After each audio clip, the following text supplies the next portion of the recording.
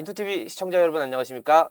인천 투데이와 인하대학교 시그랜트 센터가 함께하는 해양 캠페인 바다에 놀자. 오늘 첫 번째 시간입니다. 안녕하세요. 반갑습니다. 안녕하십니까. 네, 안녕하십니까. 각자 자기소개 한 번씩 부탁드리겠습니다. 네, 저는 인하대학교 경기 인천 시그랜트 센터에서 바다를 연구하고 있는 윤병일입니다. 반갑습니다. 안녕하세요. 저는 인하대학교 경기 시그랜트 센터에서 수치 모델링과 인천 서해 해역을 연구하고 있는 김종국입니다. 네. 반갑습니다. 반갑습니다. 네. 바쁘신 분들 박사님 이렇게 두 분 모시고. 아닙니다. 예. 저는 나름 공부한다고 해봤는데 네. 석사까지 못해가지고. 예.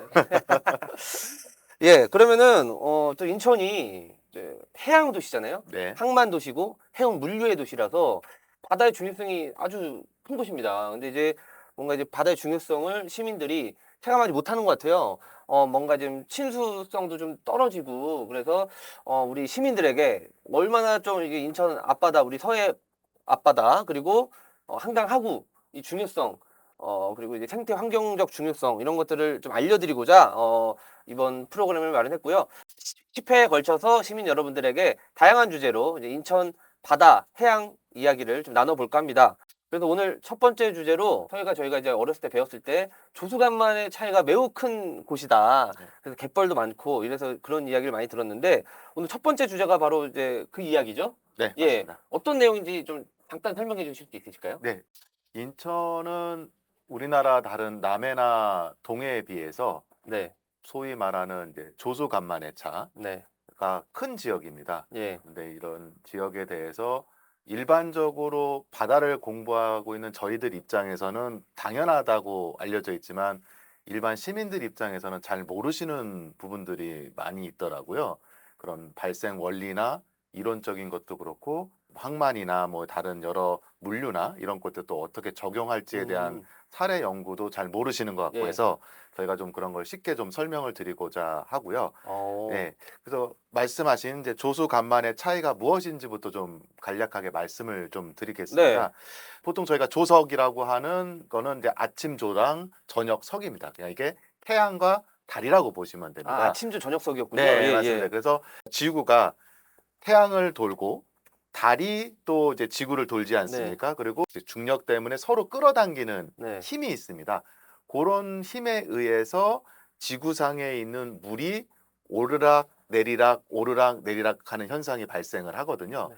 이런 것을 저희가 이런 힘을 기조력이라고 하고 이런 기조력에 의해서 바닷물이 오르락 내리락 하는 현상을 조석이라고 합니다. 아, 그 기조력에 의해서 물이 올라가는 거를 만조, 예. 물이 내려가는 걸 간조라고 해서 그래서 간만의 차이가 올라갈 때와 내려갈 때의 차이를 말합니다. 아, 그렇군요. 그러니까 저도 뭐 이제 그 정규 교육 과정을 그냥 밟은 사람으로서 이건 중고등학교 때 뭐 지리 시간이나 사회 네. 시간에 좀 배웠던 내용이기도 한데 서해 바다에 뭐 이제 네. 뻘이 많고 뭐 네. 리아스식 해안이고 네, 네, 네. 뭐 이런 얘기는 많이 들었죠. 네, 네.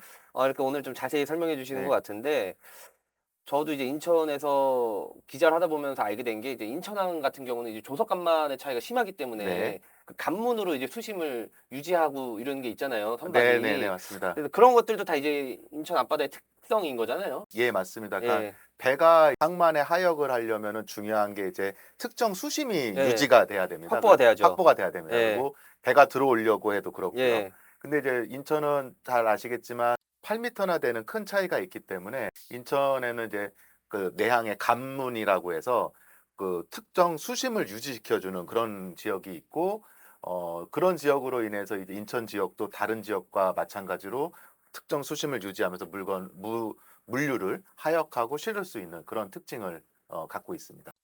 네, 그러면 이제 조석 간만의 차이에 대한 개념을 조금 설명해 주셨는데 네. 근데 이게 인천과 서해에서는 주로 이제 어떻게 나타나는지 네. 그리고 어떤 특징이 있는지 그 이유와 함께 좀 설명해 주시면 좋을 것 같아요. 네.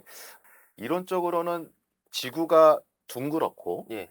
모든 지구가 바다로만 둘러싸여 있고 육지가 없다는 가정하에 한다면 사실 이런 기조력에 의해서 바닷물이 오르락하는 높이는 1m 이내입니다. 네. 원래는 예, 이론적으로. 예, 예. 예, 이론적으로는. 근데 이제 지구가 수심도 일정하지 않고요. 지형적으로도 복잡하고 여러 육지가 있고 하기 때문에 이런 조건들로 인해서 이제 지구가 이제 지역에 따라서 조석 간만의 차이가 나게 되는데 그래서 우리나라 같은 경우도 남해안은 한 2m 정도, 예. 서해안 같은 경우도 뭐 목포나 이런 데는 4m, 5m, 충남이나 전북은 한 6, 7m, 예. 인천 같은 경우에 7, 8m 이상 나타나게 됩니다. 이런 지형적인 예. 원인 때문에. 그리고 이제 저희가 보통 만이라고 표현하는데 네. 입구는 뚫려 있고 이렇게 둥그런 형태로 네. 되어 있을 때 서해안 같은 모양인 거죠.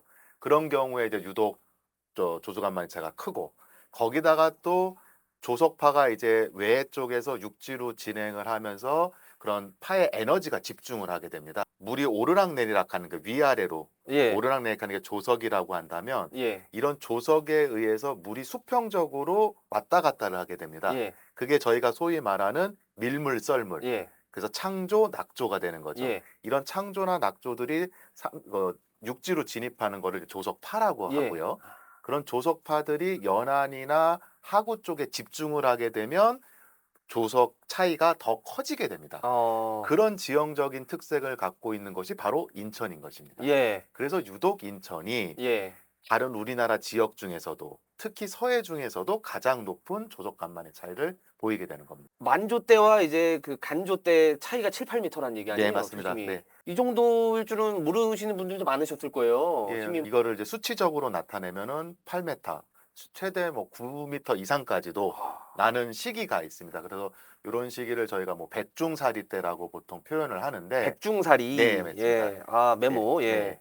사리 때가 이제 유독 이제 큰데 또 그 중에서도 백중이라는 저희 절기 때 나타난다고 해서 백중사리라고 합니다. 아. 이때는 해수면 차이가 거의 9m 이상, 예. 10m까지도 가기 때문에 이때는 해수 범람이라든가 예. 이런 거에 또 주의가 요구되기도 합니다. 아, 또 이제 이거 이때가 1년 중 언제쯤인 거죠, 그러면? 1년 중에 한 두 시기가 됩니다. 한 보통 6월 정도와 10월 정도 이렇게 아, 6월, 10월 쯤에. 그렇게 나타납니다. 그러면은 또 이제 인천에 뻘이 많다 보니까 섬이 많다 보니까 이제 어디 놀러 가셔서 아, 네. 영흥도나 이런 데서 해루질 하시다가 조난 당하시는 분들도 아, 많단 예, 말이에요. 맞습니다. 그래서 예. 특히 이제 뭐 섬이라든가 예. 이런 데 이제 뻘 같은 데 가서 뭐 예. 갯벌 체험이라든가 예. 이런 거 하실 때는 반드시 조석표를 참고하셔서 조석표. 네, 언제 물이 들어오고 예. 언제 물이 빠지는지를 반드시 확인하시고 하시는 게 안전이라든가 이런 것에 가장 유의를 하셔야 됩니다. 아, 네. 또 6월, 10월 또 이제 너무 무덥지도 않은 그 시기에 백중사리를 조심하셔야 되는데 여러분들 섬에 놀러 가셔서 해루질 하실 때 조석표 그날 꼭 참고하시고 안전한 물놀이 하시길 바라겠습니다.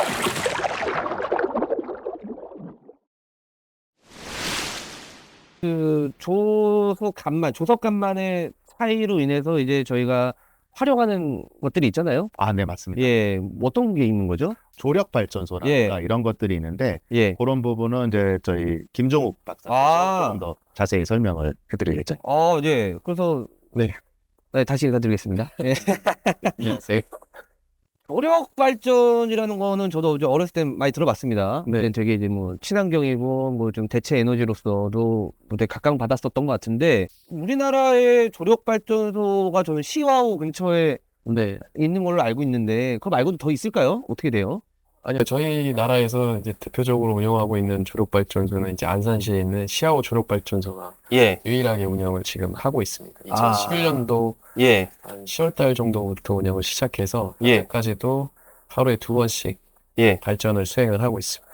아, 그러면 이게 조력 발전소가 거기에만 있는 이유가 있을까요? 우리나라에 유일하게? 그러니까 조력발전소를 이제 유치시키려면 예, 이제 어떤 이런 조지라고 하는 가로막을 수 있는 구조물이 필요해요. 네, 그러려면 환경적인 변화가 좀 많이 일어나기 때문에 이런 환경 영향 평가라든가 이런 지역적으로 어민들이나 이런 동의가 많이 필요합니다. 그리고 이제 첫 번째로는 그런 부분들이 좀 많고 두 번째로는 서해 지역이 조소간만이 워낙 크기 때문에 차이가 그 발전에 대한 어떤 효율성을 고려했을 때 지역적으로는 좀 그 경제성이 좀 떨어지는 부분도 많이 있어요. 다른 지역 같은 경우 서해 시아소 조력 발전소 같은 경우는 그런 부분에서 좀 적합한 평가를 받아서 첫 번째로 이제 건설이 돼서 운영이 되고 있습니다. 조지는 뭐죠? 조지?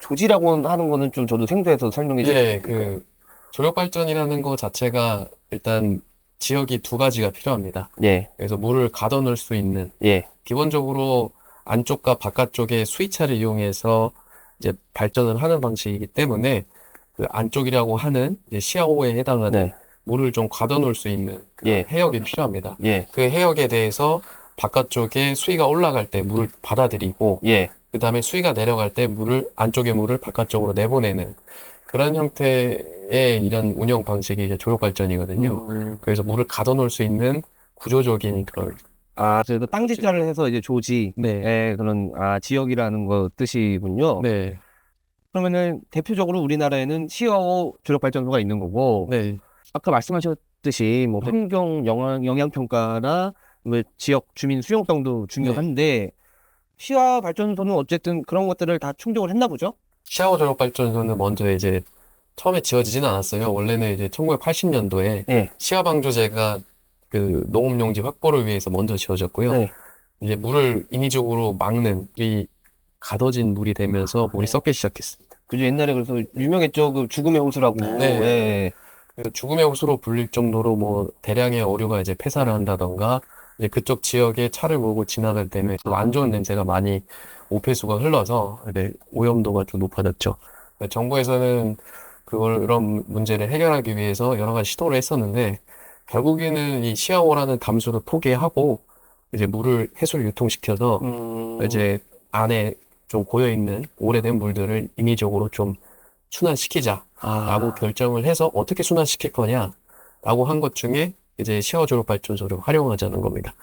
시아오의 수질 개선과 더불어 지역적인 이런 경제 이득이 이제 두 가지 이점을 이제 취하기 위해서 건설이 된 거죠. 그래서 기본적으로 주민 수용성 부분에서는 이런 문제가 우선적으로 해결하길 원해서 좀 원활하게 진행이 됐던 것 같습니다. 그러네요. 그러면은 오히려 이제 죽음의 호수를 살리는 방향이니까 환경 영향 평가에서도 네. 뭐 좋은 점수를 받았을 것이고. 네. 그런 거구나. 그럼 박사님께서 네. 이 조력발전을 관련한 뭐 이제 연구 논문도 좀 작성하시고, 네. 어떤 성과도 있으셨다고 들었는데, 네. 어떤 게 있는 거예요?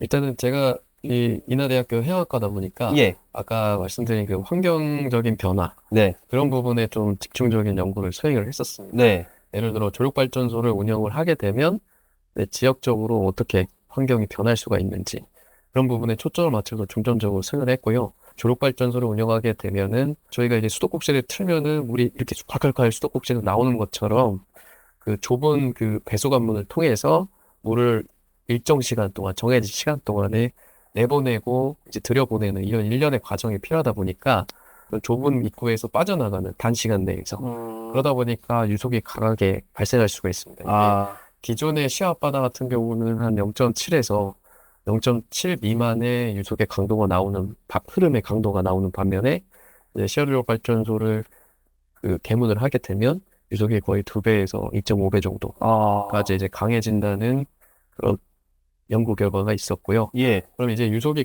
기존보다 월등히 강해지다 보니까 전면에 있는 흐름이 선박을 운영할 때 영향을 많이 받죠. 그럴 수 있죠. 네. 그리고 이 유속의 흐름이 단순하게 흐름이 강해졌다. 네. 여기서 끝나는 게 아니라 이제 저층에 있는 퇴적물들을 네. 이제 부유시키거나 그래서 다른 데로 이동시킴으로써 이제 해저 지형이 변하게 됩니다. 그런 일련의 부분들이 솔직히 말하면 조사를 통하지 않으면 예. 알 수가 없거든요. 예. 이 조력 발전으로 인한 뭐 좀 생태계와 뭐 항로 이런 데 영향을 네. 분석하신 거네요. 그렇죠. 예. 예. 그래서 이제 말씀해 주신 논문이 수치적 접근법을 통한 수문을 통한 네. 이게 스몰된 물 교환 과정. 네. 예. 시와 조력 발전소 사례 연구입니다. 예. 네. 이게 왜냐면 이게 영어를 번역한 거라. 예, 약간 좀 번역투인데 그래서 그 내용이신 거잖아요. 그래서 좀 이렇게 설명해 주실 네. 수도 있는 거예요? 네. 이게 시각 자료로? 예. 지금 예. 저희가 보시는 그림은 여기 길다랗게 예. 이렇게 연결되어 있는 것이 시야 방조제고요. 그죠. 그다음에 안쪽에 되어 있는 부분이 시야호입니다. 예. 그다음에 이제 바깥쪽에서 이제 분홍색으로 표시되어 있는 부분이 항로입니다. 예. 이 앞바다에는 인천 신항이 존재하고 있고요. 예. 그다음에 여기는 이제 LNG 기지라고 예. 선박들이 대형 선박들이 왔다 갔다 하고 있고, 예. 그다음에 이 시야호와 바깥쪽의 물을 연결하는 시야 조력발전소가 여기 가운데 시야 건조기 가운데 위치해 있습니다. 여기 사람들이 이제 자전거 타고 지나다니는 곳 아니에요, 여기가? 그쵸. 예, 자전거도 하고 그다음에 예. 이제 차도 왔다 예. 갔다 하고 있는 그런 지역입니다. 곳인데. 예. 그래서 이제 이 시야 조력 발전소를 통해서 바닥에 물이 오고 가는 거죠. 예. 근데 이제 관문을 열게 되면 이 관문 지역 쪽에서 바깥쪽으로 물이 나오면서. 물을 내보내면서 네. 유독 이제 강해지는 게 노란색이고요. 예. 그런 부분들이 이 조력 발전소를 운영을 할 때 아. 왔다 갔다 하는 밀물과 썰물 사이에 하루에 2번씩 일어나고 그런 부분에서 제트 흐름이나 기존의 예. 유속과 다르게 강한 흐름이 발생하는 것을 볼 수 있습니다. 그리고 여기서 보시는 그림들은 전부 이제 수치 모델로 아. 재현을 한 그림들입니다. 영상들입니다. 이거는 이제 부유사, 네. 이제 탁도라고 하는 그 물이 좀 탁할 수가 있잖아요. 아, 예. 저층의 퇴적물들이 이제 흙놀이하면 물이 뿌얘지는 것처럼 예. 이제 조력발전소에서 물을 내보낼 때 저층을 통해서 퇴적물들이 예. 바닥에 깔리는 퇴적물들이 부유하게 됩니다. 아. 그래서 그런 부분들이 그 이동을 하는 지형적인 여건, 주변 지형을 변화시킬 수 있는 기작이 될 수가 있거든요. 예. 지금 여기 빨간색으로 보이시는 부분이 상당히 퇴적이 많이 일어나고 있는 거고, 예. 파란색으로 되고 있는 부분이 인위적으로 그 깎이는 부분, 예. 그런 부분들이 자연과 이런 인공적인 부분이 결합돼서 이 인천 시당 앞바다가 어떻게 변화되는지 와. 이제 수치 모델로 예측을 하고 그거에 대해서 대응을 할 수 있는 부분을 연구를 하고 있습니다. 아, 이런 연구를 하셨군요. 네. 이거까지. 이건 뭐예요? 이거는 이제 인천 북항에 대해서 연구를 수행을 아, 한 거고, 예, 저기 서구에 있는. 네, 인천은 이제 인천 북항이 있고, 그 다음에 남항이 있고, 예. 그 다음에 최근에 지어진 인천 신항이 있는데, 예. 지금 보시는 영상은 인천 북항에 대해서 지금 수행한 그 수치 모델 결과입니다. 마찬가지 이렇게 고동세우로 되어 있는 부분이 그 탁도에 해당하고 좀 탁도가 짙다. 예. 그리고 북한 같은 경우는 지금 보시는 것처럼 입구부에서 탁도가 상당히 높습니다. 네. 지형적으로 이쪽 안쪽은 막혀 있고 예. 이제 물이 돌아서 나오야 되는데 일정 부분의 염분의 효과 때문에 나오지 못하고 이런 입구부 쪽에 고탁도가 집중되는 예. 회전돼서 고탁도가 집중되는 현상이 북항에서 일어남에 따라서 예. 지금 현재 인천 항 기준에서 북항에 대한 이슈가 바닥 그 선박이 못 들어가는 얕아져가지고 입구부가 그래서 그런 부분들이 탁하다는 건 그만큼 좀 퇴적물이 많이 뭐 쌓일 수 있고. 가라앉을 수 있고 예, 다른 예. 데로 이동할 수 있는 건데 아. 지금 북항에서는 약간 준설이 좀 이런 이유 때문에 많이 예. 요구되고 있고 예. 이제 뭐 2022년도까지 이제 900억 정도 예. 투자해서 이제 준설을 예. 이제 적정 수준을 유지하기 위해서 준설을 시행한 것으로 알고 있습니다. 이거 엄청난 연구네요. 어떻게 보면은 실제로. 왜냐면은 인천항이 어쨌든 그 조석 간만의 차이 때문에 많이 퇴적물이 많이 쌓이는 곳이기 때문에 또 그리고 요새는 화물선들이 엄청 대형화되는 추세라서 수심도 인천항 수심이 지금 뭐 최대 16m까지 확보하려고 지금 네. 계획이 있는 걸로 알고 있는데 네, 이제 그러려면 계속 준설하잖아요. 그렇죠. 그래서 그 준설한 그 흙으로 또 이제 땅을 메워서 저기 한상드림 아일랜드나 이런 투기장에 네. 예, 저희 부동산도 생기고 예, 뭐 개발 네. 사업도 하고 있는데 어쨌든 준설을 함에 있어서 되게 중요한 자료겠네요. 인천항의 기능을 유지하는 데 있어서. 네. 예, 그죠? 네, 김종욱 박사가 하고 있는 게 이제 물론 아까 저희가 처음에 조속 네. 간만에 차로 얘기해서 조력 발전 네. 이렇게 갔는데 저희 이게 시그랜트 센터에서 하고 있는 게 이런 수치 모델을 예. 이용을 해가지고 미래를 예측하고 예. 현재 상황에 대한 원인 분석을 이렇게 좀 진행을 하고 있습니다. 물론 네. 이런 수치 모델이 100% 정답은 아니지만 예. 어느 정도 예측과 예상을 통해서 앞으로의 어떤 뭐 정부라든가 지자체의 정책 제안을 저희가 드릴 수도 있고 네. 저희 시그랜스 센터에도 또 이제 대민들, 어민들이라든가 이런 분들한테 도움을 드릴 수 있는 그런 것들을 이제 수행을 하고 있어서 아마 저희가 말씀드린 바다에 놀자 요 코너를 통해서 저희가 차차차차 저희의 여러 연구 사례들을 설명을 또 계속 드릴 수 있을 것 같고요. 예. 예, 그렇게 좀 진행을 하면 좋을 것 같습니다. 이런 부분들은 뭐 저희가 뭐 조석 염분이라든가 뭐 퇴적 이런 거 부분들이니까 이런 부분들은 다음 또 2회차나 3회차 때 예. 저희가 계속 말씀을 드리도록 하겠습니다. 알겠습니다. 뭐 인천 앞바다 조석간만의 차이만으로도 이야기가 뭐 상당히 좀 네. 알차게 이루어졌습니다. 이렇게 10회차에 걸쳐서 바다에 놀자 해양 캠페인 진행하겠고요. 다음에는 또 다른 주제로 여러분들 찾아뵙겠습니다. 네, 인투TV 시청자 여러분 감사합니다. 감사합니다.